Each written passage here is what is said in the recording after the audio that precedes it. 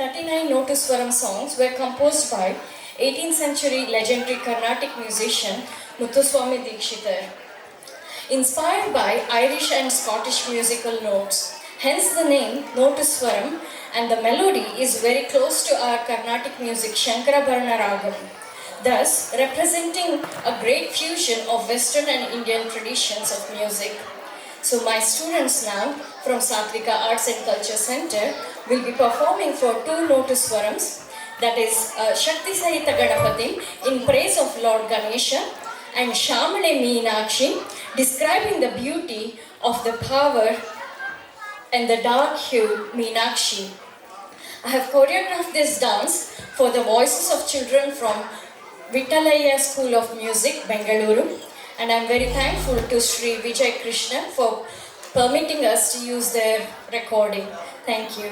Shamale Meenakshi and Shakti Sahita Ganapati, Notuswaram by our children.